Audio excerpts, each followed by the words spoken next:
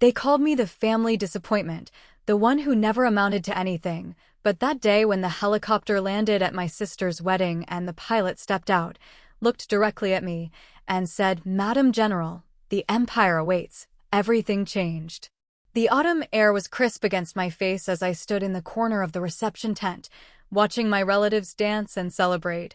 completely unaware that the woman they had dismissed for 20 years was about to shatter every assumption they had ever made about me. I had grown accustomed to being invisible at family gatherings, the one they whispered about when they thought I couldn't hear, the sister who had supposedly wasted her potential and chosen a path that led nowhere. The golden light filtering through the tent's canvas walls seemed to mock the shadows I had learned to inhabit, while the sound of laughter and clinking glasses created a symphony of joy that I had never quite felt I belonged to. My sister Emma looked radiant in her designer wedding gown, surrounded by relatives who praised her success as a marketing executive, her beautiful home, her perfect life that seemed to unfold exactly as our parents had always hoped. I smoothed down my simple black dress, the one I had worn to countless family events where I served as the cautionary tale, the reminder of what happens when you don't follow the prescribed path to happiness and success. The scent of gardenias and roses filled the air, mingling with the aroma of expensive catering that represented everything I supposedly couldn't afford or achieve. My hands trembled slightly as I reached for my water glass, not from nervousness, but from the weight of carrying secrets that had grown heavier with each passing year. The distant sound of helicopter blades cutting through the afternoon sky seemed impossibly far away, yet I knew it was coming for me. Before I share what happened next, I want to know you're here with me. Just say listening in the comments or let me know where you are. I love hearing how far my story reaches and knowing that someone understands what it feels like to be underestimated. My mother had introduced me to the other wedding guests the same way she always did, with that apologetic smile and the explanation that I was still figuring things out. As if being 35 years old and unmarried somehow meant I was frozen in perpetual adolescence. She would quickly pivot the conversation toward Emma's achievements, the promotion, the engagement, the house in the suburbs that represented everything a daughter should accomplish. I had learned to nod politely during these introductions, to smile and deflect questions about my own life with vague responses that satisfied their curiosity without revealing anything substantial. My father would pat my shoulder with the kind of gentle condescension reserved for lost causes, his eyes already moving toward Emma as if she were the sun and I was merely a shadow in her orbit. The wedding reception buzzed with conversations about career advancement, real estate investments, and 5-year plans that seemed to exclude any possibility that I might have plans of my own. I excused myself from yet another conversation about finding the right path and walked toward the edge of the tent, where the manicured lawn met the tree line that bordered the country club grounds. The October breeze carried the scent of dying leaves and the promise of winter, reminding me of all the seasons I had spent away from home, all the autumns when I hadn't been available for family gatherings because I was somewhere else entirely. My phone buzzed in my clutch, and I glanced at the encrypted message that confirmed what I already knew. The operation was complete, the mission successful, and it was time to return to a world that my family couldn't begin to imagine. I had spent the last 15 years building something extraordinary, something that required sacrifices my family interpreted as failures, choices they saw as wrong turns rather than deliberate steps toward a destiny they couldn't comprehend. The conversation around me continued its familiar rhythm of polite inquiries and subtle judgments, relatives asking about my job with the kind of tone that suggested they already knew the answer would be disappointing. I had perfected the art of giving responses that were technically truthful but completely misleading, telling them I worked in international consulting or security analysis, when the reality was so far beyond their understanding that it might as well have been fiction. My cousin David, who worked in insurance and never missed an opportunity to remind everyone about his 6-figure salary, cornered me near the bar and asked his annual question about when I would settle down and get serious about life. I sipped my champagne and gave him the same enigmatic smile I had been practicing for years, the one that said nothing and everything simultaneously. His wife Linda joined the conversation and immediately launched into a detailed account of their recent vacation to Italy, their new kitchen renovation, and their son's acceptance to private school. Each accomplishment delivered with the kind of emphasis that suggested these were the metrics by which all lives should be measured. I nodded at appropriate intervals and made admiring sounds while my mind wandered to the mountains of Afghanistan, the boardrooms of multinational corporations, the classified briefings that had shaped the last decade of my existence. The disconnect between these two worlds felt so vast that I sometimes wondered if I was living in parallel universes, switching between identities with the ease of someone who had learned to compartmentalize not just emotions, but entire realities. Emma approached me as the evening light began to fade, her face glowing with the kind of happiness that comes from being exactly where you always imagined you would be. She hugged me with genuine warmth, and for a moment I remembered why I loved her despite the complicated dynamics that had grown between us over the years. She thanked me for being there, for taking time off work to attend her wedding, and I could hear the unspoken question in her voice about what exactly I was taking time off from. I told her she looked beautiful, that her husband was lucky to have her, and that I was proud of the life she had built for herself. She squeezed my hand and said she hoped I would find that kind of happiness too, someday, when I was ready to stop running from commitment and responsibility. Her words stung not because they were cruel, but because they revealed how little she understood about the woman I had become, the commitments I had made to things larger than myself, the responsibility I carried for operations that spanned continents and affected thousands of lives. I watched her return to her husband's side, saw the way he looked at her with adoration and pride, and felt the familiar ache of knowing that my own choices had precluded that kind of simple, uncomplicated love. The weight of my wedding gift, a small antique compass that had belonged to our grandmother, felt insignificant compared to the crystal vases and expensive artwork that other relatives had contributed to their new life together. My phone buzzed again, and this time the message was urgent. The situation had escalated, and my presence was required immediately. I looked around the reception tent, at the faces of family members who had spent decades writing me off as a disappointment, and realized that in a few minutes everything would change forever. The helicopter was already approaching, its distinctive sound cutting through the evening air like a blade through silk.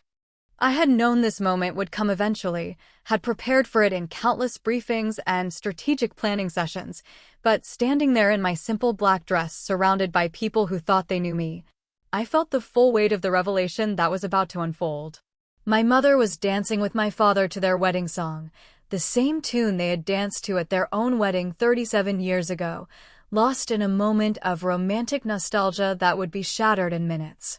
I wanted to memorize this scene, to preserve this last moment of their innocence about who I really was and what I had spent my life becoming.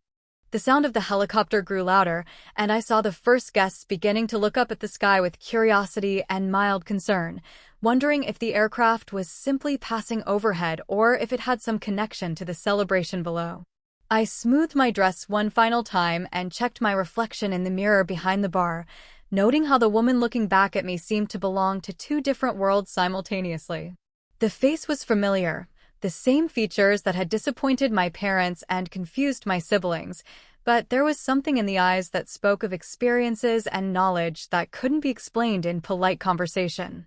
I had spent years learning to hide that look, to present a version of myself that was palatable to family gatherings and social situations, but tonight the mask felt heavier than usual. The helicopter was directly overhead now, its searchlight cutting through the gathering darkness and illuminating the reception tent with an otherworldly glow. I watched as conversation stopped mid-sentence, as guests began to point at the sky and ask questions that no one could answer. The pilot's voice crackled through the aircraft's external speaker system, clear and authoritative. "We need to speak with General Matthews immediately." The silence that followed was so complete that I could hear the sound of my own heartbeat, the rustle of leaves in the evening breeze, the distant hum of traffic on the highway that seemed to belong to a completely different world. I saw my father's face go pale, watched my mother's hand fly to her throat, observed the way Emma's eyes searched the crowd as if she were looking for someone she had never seen before. The moment stretched like a held breath, suspended between the life I had lived in secret and the life I had pretended to live for the benefit of people who thought they knew me better than I knew myself. I stepped forward into the circle of light cast by the helicopter searchlight, and for the first time in 15 years, I allowed my family to see exactly who I had become. The faces staring back at me from the reception tent looked like they belonged to strangers, people I had known my entire life suddenly seeing me as someone completely foreign and incomprehensible. My mother's champagne glass slipped from her fingers and shattered on the dance floor, the sound sharp and final in the silence that had descended over the celebration. Emma's mouth opened and closed without producing any sound, her perfect wedding makeup unable to hide the confusion and shock that transformed her features into something I had never seen before. The pilot descended from the helicopter with military precision, his dress uniform crisp and formal, every movement speaking of discipline and purpose that seemed to belong to a different universe from the one we had been inhabiting moments before. He approached me with the kind of respect that my family had never witnessed, his salute sharp and unmistakable as he addressed me by a title they had never heard applied to their disappointing daughter and sister. The words, Madam General, hung in the air like a revelation that rewrote everything they thought they knew about the woman who had been standing in their shadows for decades. I could see my father's face cycling through expressions of disbelief, recognition, and something that might have been pride if it hadn't been so heavily mixed with confusion and hurt. The other wedding guests began to whisper among themselves, their voices creating a buzz of speculation and amazement that seemed to emanate from every corner of the tent. My cousin David, who had been lecturing me about getting serious about life just minutes earlier, stood frozen with his mouth agape, his insurance salesman confidence evaporating in the face of something he couldn't quantify or categorize. The memories came flooding back as I stood there in the spotlight, 15 years of carefully constructed deception unraveling in the space of a single moment. I remembered the day I had walked into the military recruitment office, 18 years old and desperate to prove that I was capable of something greater than the modest expectations my family had set for me. The recruiter had looked at my academic records, my aptitude test scores, my letters of recommendation from teachers who had seen something in me that my own family had missed, and told me I had the potential for something extraordinary. I had signed the papers that would take me away from the comfortable mediocrity of my hometown, away from the assumptions and limitations that had been placed on me since childhood, toward a future that would demand everything I had to give and more. The basic training had been brutal, designed to break down everything I thought I knew about myself and rebuild it into something stronger, more focused, more capable of handling the impossible situations that would define my career. I had excelled in ways that surprised even my instructors, demonstrating leadership capabilities and strategic thinking that seemed to come from somewhere deeper than education or training. The specialized programs had followed, each one more challenging and classified than the last, taking me further from the world my family inhabited and deeper into a realm where success was measured in lives saved, missions completed, and threats neutralized before they could harm innocent people. The first deployment had been to a region that couldn't be named in polite conversation, where the enemy wore no uniforms and the rules of engagement changed with each sunrise. I had learned to make decisions that would haunt my dreams for years afterward, choices between terrible options that all led to consequences I would carry in my soul long after the missions were declassified. My letters home during those early years had been carefully edited, stripped of any details that might reveal the true nature of my work, filled instead with vague references to training exercises and administrative duties that painted a picture of mundane military service. My family had interpreted my absence from holidays and family gatherings as a sign that I was struggling to find my place in the world, that my military service was just another example of my inability to commit to anything substantial or meaningful. They had no way of knowing that I was spending those holidays in forward operating bases, in diplomatic compounds, in situations where my presence meant the difference between success and catastrophe for operations that would never appear in any newspaper or history book. The promotions had come quickly, each one recognition of capabilities that I had never known I possessed, each new rank carrying responsibilities that felt impossibly heavy and absolutely necessary. I had been selected for programs that existed in the margins of official military structure, units that operated in the spaces between traditional warfare and diplomatic solutions, where success required not just tactical brilliance, but the ability to understand and navigate complex political and cultural landscapes.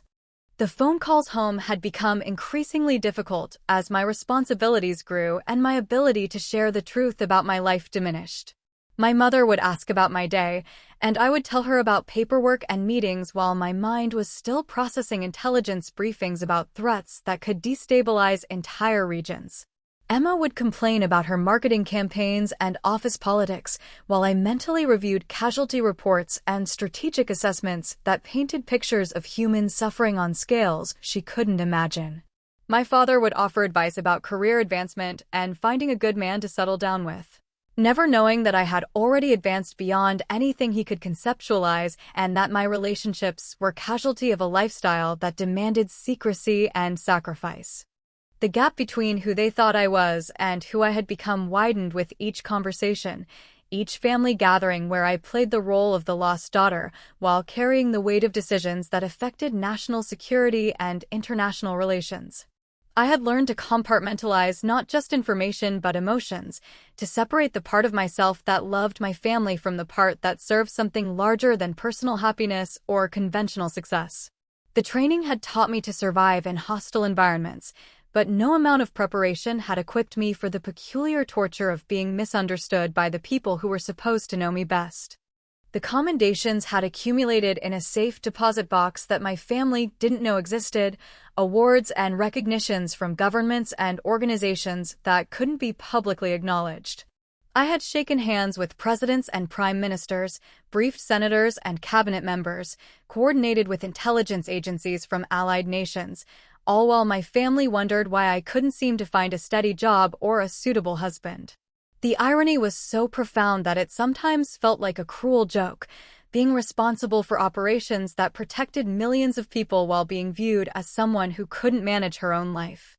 My security clearance was higher than most generals twice my age. My strategic recommendations had influenced foreign policy decisions that shaped global events, and my leadership had been instrumental in operations that prevented conflicts from escalating into full-scale wars. The sacrifices had been enormous, relationships that ended because I couldn't explain my frequent absences, friendships that withered because I couldn't share the experiences that were shaping my worldview, holidays spent in briefing rooms instead of living rooms, birthdays marked by mission reports instead of birthday cakes. I had missed Emma's engagement party because I was coordinating a humanitarian relief effort in a region devastated by natural disaster,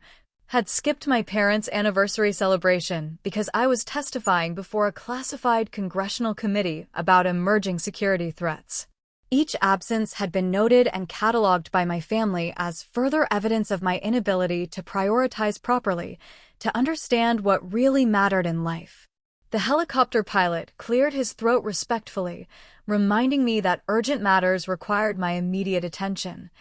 that the world beyond this wedding reception was facing challenges that couldn't wait for family revelations to be processed and understood. I looked at the faces surrounding me, at relatives who had spent decades crafting narratives about my failures and limitations, and realized that some truths were so large they couldn't be absorbed all at once. My mother had found her voice and was asking questions that tumbled over each other in a cascade of confusion and desperate need to understand. How long had I been lying to them? Why had I kept this secret?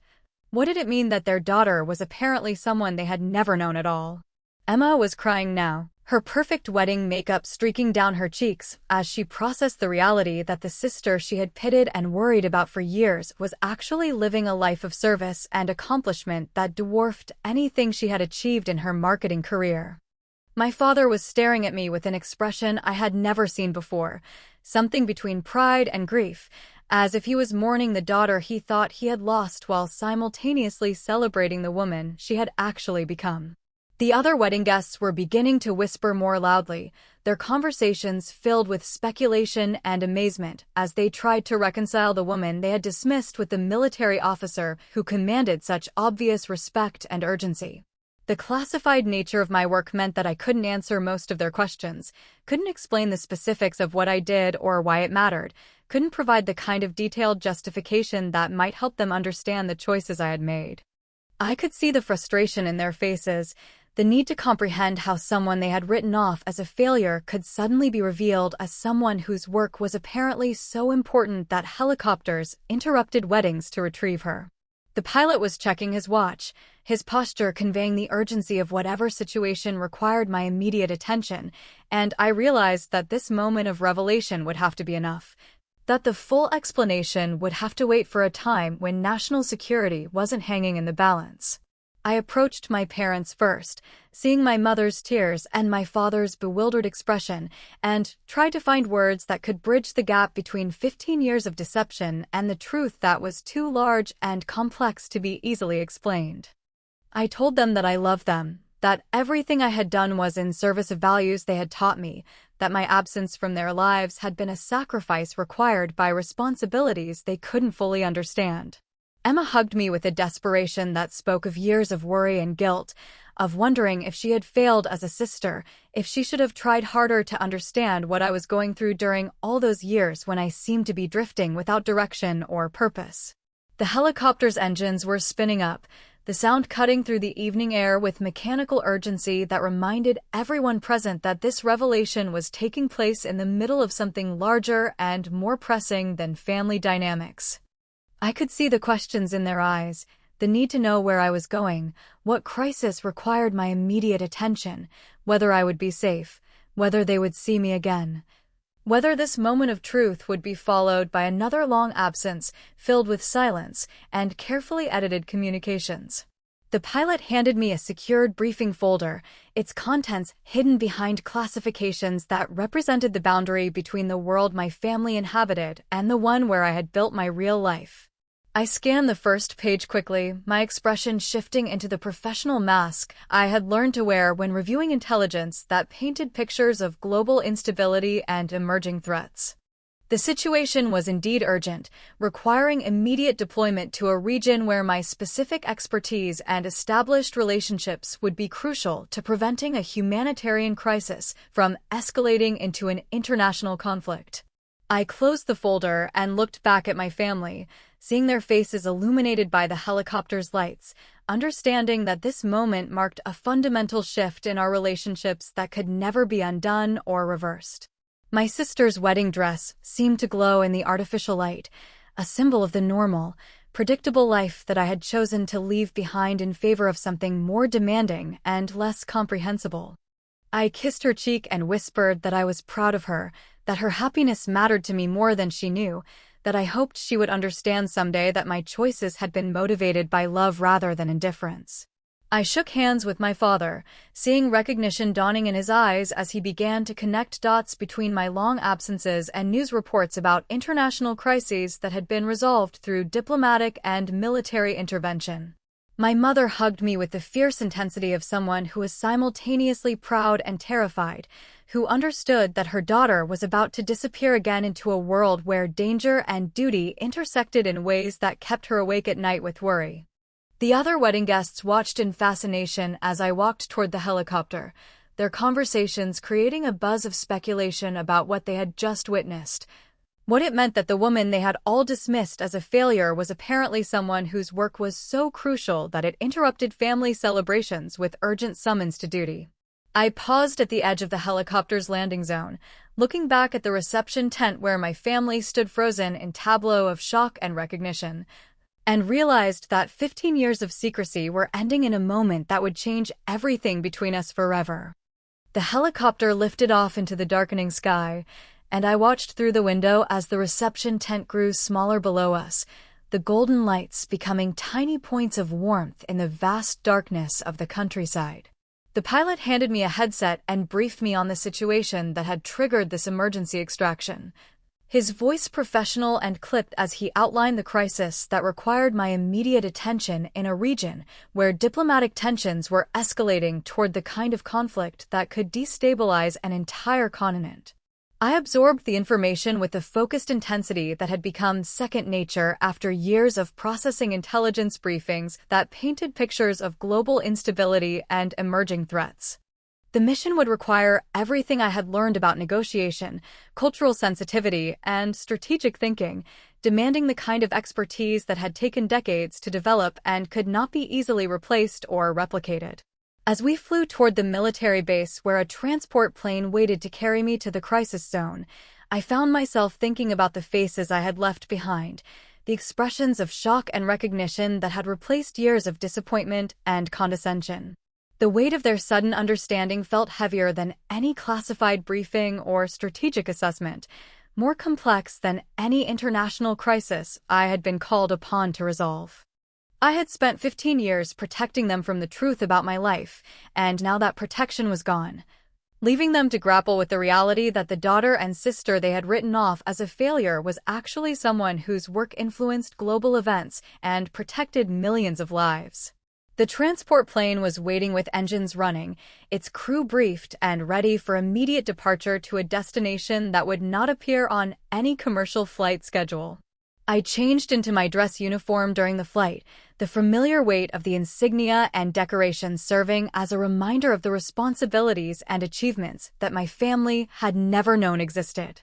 The stars on my collar represented not just rank but years of service that had taken me to the furthest corners of the world, to situations where success meant preventing wars rather than winning them, where victory was measured in lives saved rather than enemies defeated. I reviewed the classified files that detailed the current crisis, absorbing intelligence reports and diplomatic cables that painted a picture of a region on the brink of humanitarian catastrophe. The local commanders were competent but overwhelmed,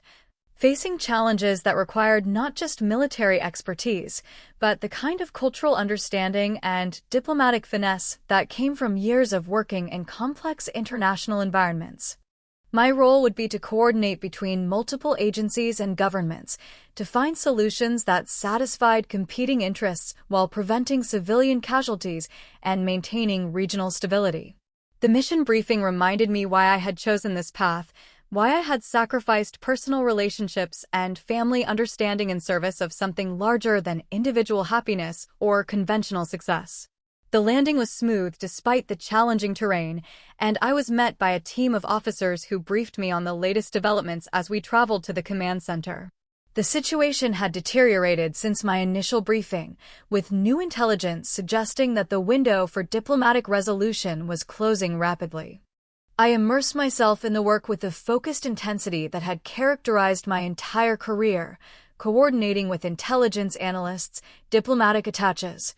and local commanders to develop a comprehensive strategy that addressed both immediate security concerns and long-term stability goals. The negotiations required delicate balancing acts between competing factions, each with legitimate grievances and unrealistic expectations about what could be achieved through military intervention. I spent 18 hours in continuous meetings, working through cultural and linguistic barriers to build trust with local leaders who had been burned by previous international interventions.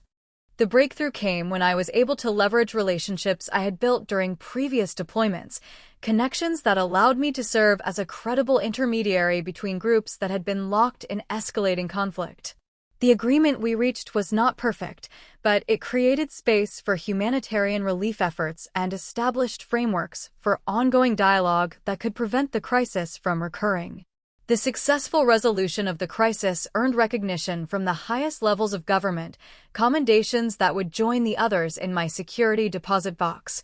acknowledgments of service that could never be publicly celebrated or shared with family members. I found myself thinking about my sister's wedding as I prepared for the flight home, wondering how my sudden departure had affected the celebration. Whether the guests had been able to return to dancing and toasting after witnessing the revelation that had shattered their assumptions about me. The encrypted communication I received from my assistant confirmed that the story had already begun to spread through our small hometown, that people were connecting dots between my long absences and news reports about international crises that had been resolved through diplomatic intervention. My mother had called my office 17 times, leaving increasingly frantic messages that ranged from pride to confusion to desperate pleas for information about my safety and whereabouts. Emma had sent a series of text messages that traced an emotional journey from shock to understanding to something that might have been admiration, mixed with regret about all the years she had spent worrying about my life choices. My father had apparently spent the morning after the wedding calling every military contact he could find, trying to understand what it meant that his daughter held a rank that most officers never achieved. Trying to reconcile the woman he thought he knew with the general who commanded respect from colonels and admirals. The flight home gave me time to process the magnitude of what had changed between my family and me, the way 15 years of carefully constructed deception had been swept away in a single moment of revelation. I realized that returning to our previous dynamic would be impossible, that the knowledge they now possessed about my real life would fundamentally alter every conversation and interaction we would have in the future. The phone calls would be different now, filled with questions I couldn't answer and concerns I couldn't fully address, weighted with the understanding that my work involved dangers and responsibilities that extended far beyond their ability to comprehend or control. I thought about the wedding reception, about the moment when I had stepped into the helicopter spotlight and allowed them to see me as I really was, and wondered if the truth would bring us closer together or create new distances based on the gap between their civilian concerns and my military responsibilities. The classified nature of my work meant that I would still have to maintain boundaries around what I could share, that they would have to live with partial knowledge and incomplete explanations about the choices that had shaped my adult life. The base where I landed was only 2 hours from my hometown, close enough that I could drive to my parents' house and attempt to have the conversation that 15 years of secrecy had made inevitable. I changed back into civilian clothes, noting how strange it felt to wear a simple sweater and jeans after days of military uniforms and formal diplomatic attire.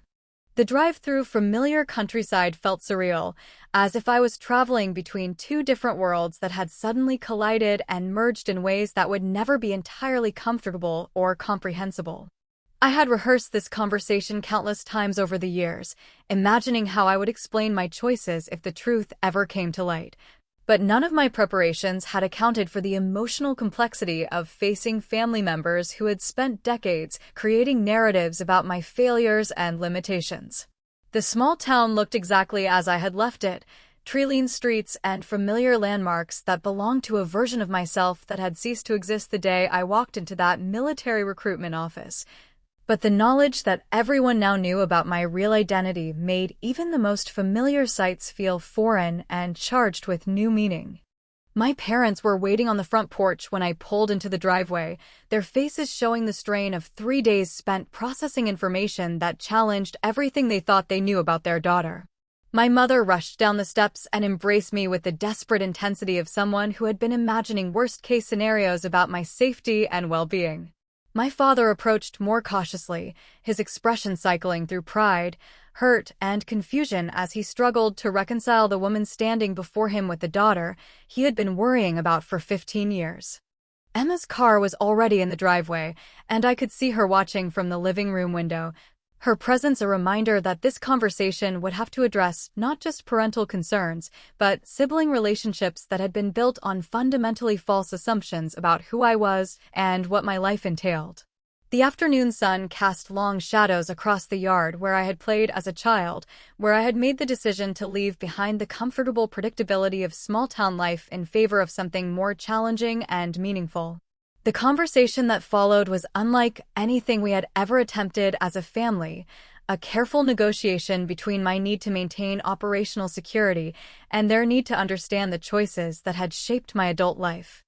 I explained what I could about my military service, the promotions and assignments that had taken me around the world, the responsibilities that had required sacrifices they had interpreted as personal failures. I told them about the humanitarian missions, the diplomatic negotiations, the crisis interventions that had prevented conflicts from escalating into full-scale wars, painting a picture of service that went far beyond traditional military roles. My mother cried as she processed the reality that her daughter had been living a life of danger and purpose, while she had been worrying about my inability to settle down and find conventional happiness. My father asked questions about my rank and responsibilities, his voice filled with a pride that was tempered by grief over the years he had spent not understanding the magnitude of what I was accomplishing. Emma sat quietly for most of the conversation, occasionally asking questions that revealed how much she had blamed herself for my perceived failures, how much guilt she had carried about being the successful daughter while I seemed to struggle with direction and purpose. The hardest part of the conversation was explaining why I had chosen secrecy over honesty, why I had allowed them to worry and wonder rather than sharing the truth about my accomplishments and the meaningful work that filled my days. I tried to help them understand that the classified nature of my assignments had made disclosure impossible, that my absence from family gatherings had been necessary sacrifices rather than indications of indifference or inability to prioritize properly. I explained that every phone call had been carefully managed to protect both operational security and their own safety,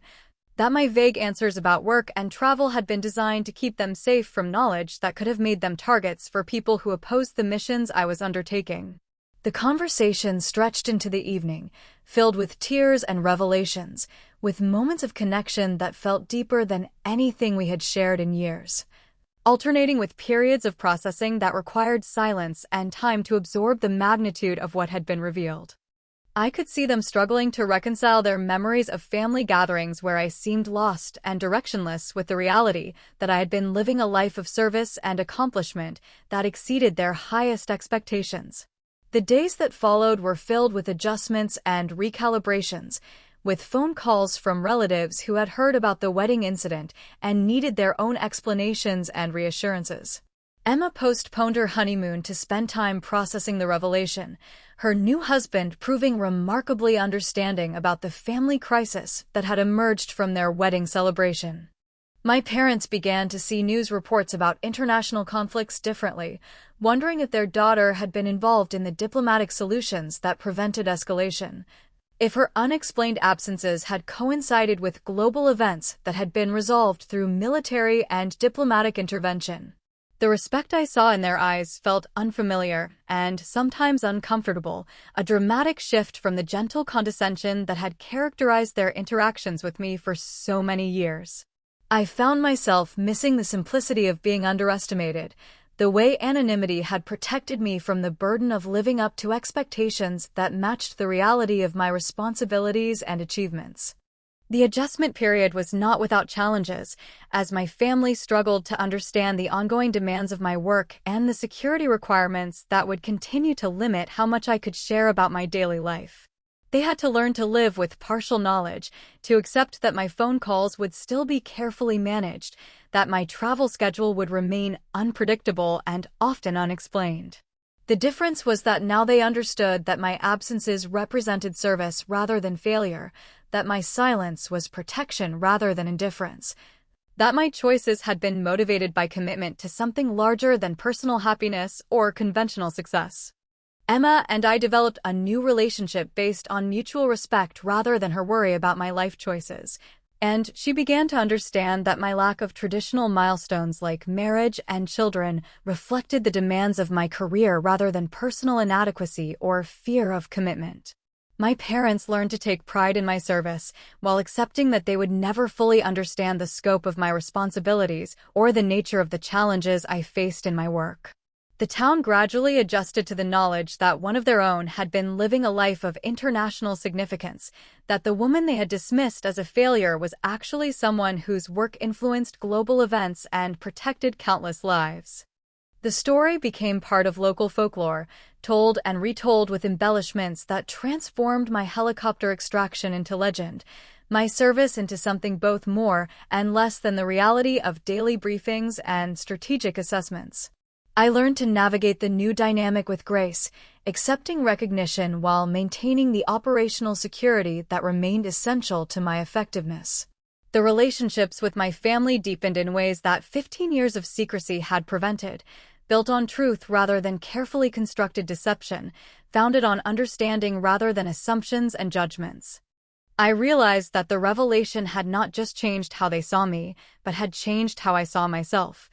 allowing me to integrate the different aspects of my identity in ways that had been impossible while maintaining the fiction that I was a disappointment rather than someone whose work mattered on a global scale. The wedding gift compass I had given Emma took on new meaning as she began to understand that navigation had been central to my life in ways she had never imagined, that finding direction had been about service rather than personal fulfillment,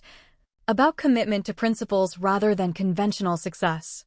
The evening walks I took through the familiar streets of my hometown felt different now, charged with the knowledge that the people I passed understood something true about who I had become, that the judgments and assumptions that had followed me through childhood and young adulthood had been replaced by respect and recognition. I found peace in the integration of my two worlds, in the ability to love my family while serving something larger than family, in the understanding that both loyalties were essential to who I was and who I would continue to become. The helicopter landing at my sister's wedding had been more than a dramatic revelation. It had been a moment of truth that allowed me to stop hiding and start living as a complete person. Someone whose service to country and commitment to family could coexist without contradiction or compromise. The story of that evening would be told for years to come, a reminder that the people we think we know best might be living lives of purpose and significance that exceed our ability to imagine or understand. That quiet strength often masks accomplishments that dwarf the loudest achievements, that sometimes the greatest service requires the greatest sacrifice of recognition and understanding. Think about the people in your life who might be carrying secrets of service, who might be living lives of quiet significance that you have never recognized or acknowledged, who might be making sacrifices that you have interpreted as failures rather than choices motivated by love and commitment to something larger than personal happiness or conventional success.